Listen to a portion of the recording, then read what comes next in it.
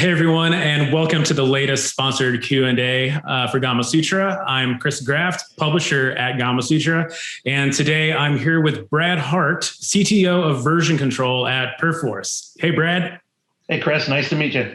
Yeah, nice to meet you too. So just to get this started off, can you give a quick rundown of your professional background in the industry and what you do at Perforce?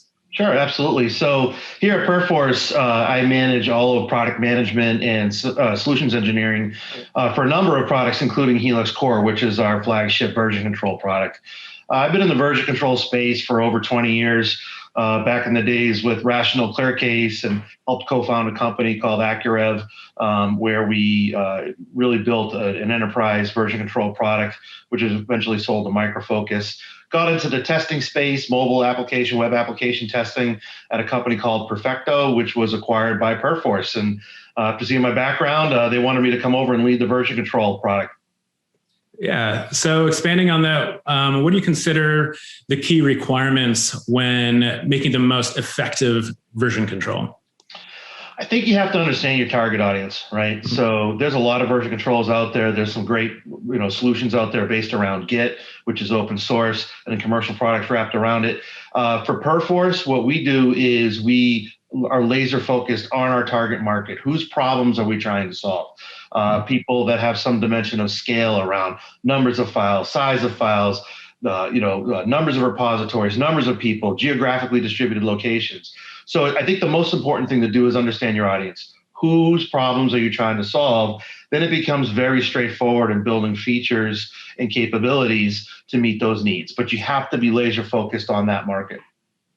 So here's kind of a big, broad question. In the past 5 years, what's the biggest game production challenge you've seen, and how does Perforce try to address that? So yeah, absolutely great question. So there's been a couple of them. One is sort of really the beginning of those first 5 years has been just the explosion of data, right? Mm-hmm. Games have gone from in the old days, the megabytes to gigabytes. Now we're dealing with petabytes of data that's being, moved all throughout the networks on a given day at our customers. I'm talking at the large AAA studios, but also even the smaller studios, the indie studios, they're still dealing with the big game engines, big assets, large binary files. That's a challenge, is how do you version control? How do you manage that data? How do you maintain a single source of truth? And so there's just a scalability challenge that a lot of these studios face.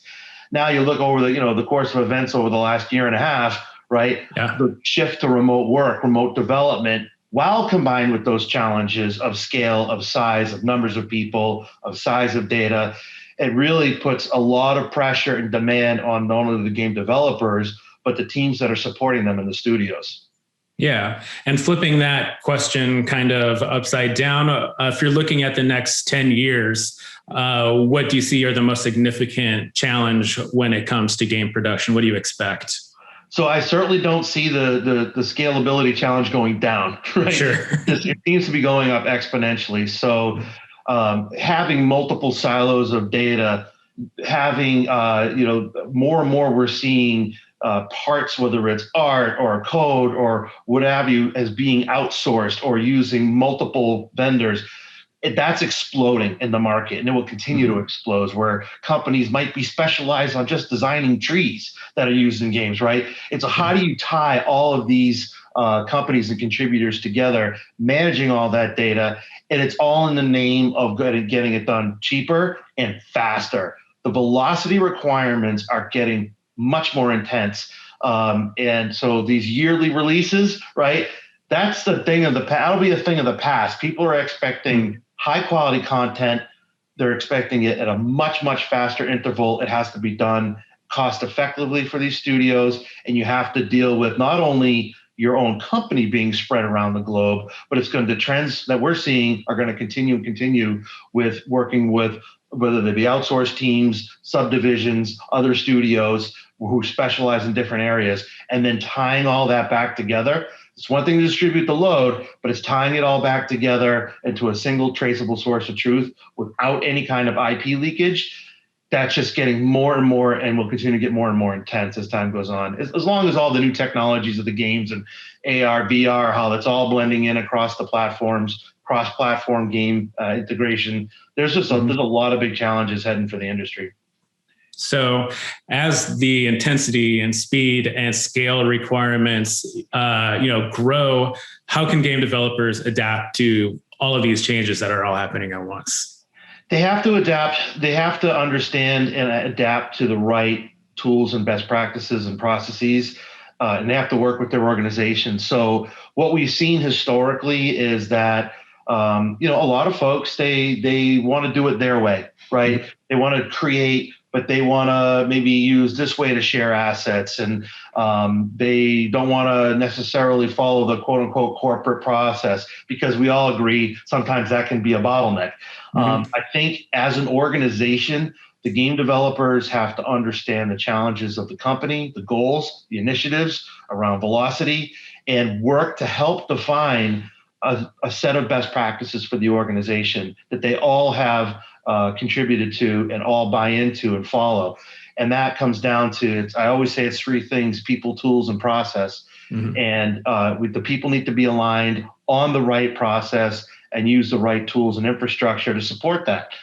That way you don't have multiplication of data. You don't have a lack of traceability because maybe some people are using email or a file share or a third-party file sharing system.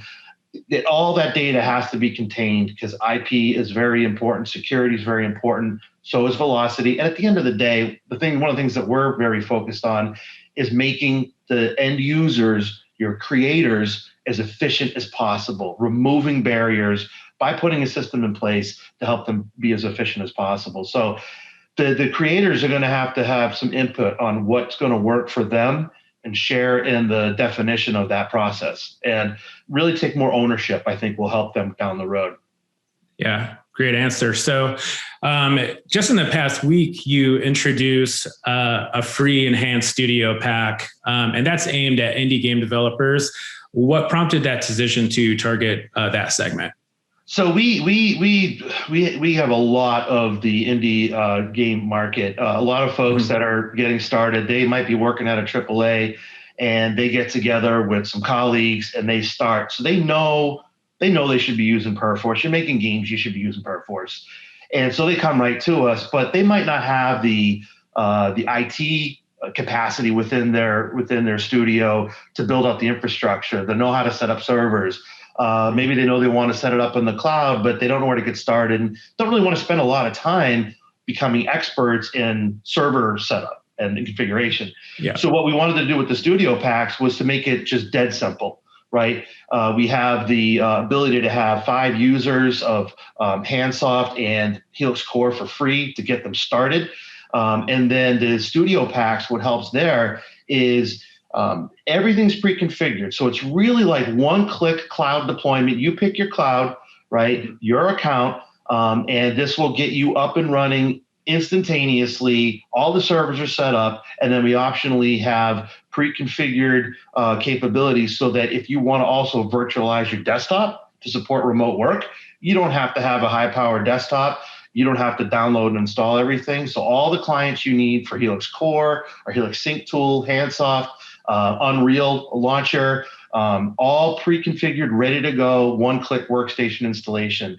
And we just recently announced a partnership with Azure where they're giving away free credits so people can get up and running in the Azure cloud for free, and as well as getting the Studio Pack licenses from Perforce. So it's a pretty great offering. The goal is just to help these people get started, reduce the barrier to entry. Great. And last thing, where can game developers go to find out more about the products and services that you're currently offering? Yeah, Perforce.com is the easiest way in, or you can search Perforce Indie Studio Pack, Perforce Azure. There's all kinds of ways to get in there, but right through the main Perforce website, you can get right in and find, and you can sign up for the Studio Pack, get your free trial, get the licenses that you need to get going. So all the information's there. If you're looking at how to set up Perforce with any of the gaming engines, all the information, all that content's right on the site. Fantastic. Well, thanks everyone for watching this, and thanks so much for joining us today, Brad. Thanks for having me, Chris. Nice to meet you. Nice to meet you. Best of luck. Thanks. Appreciate it.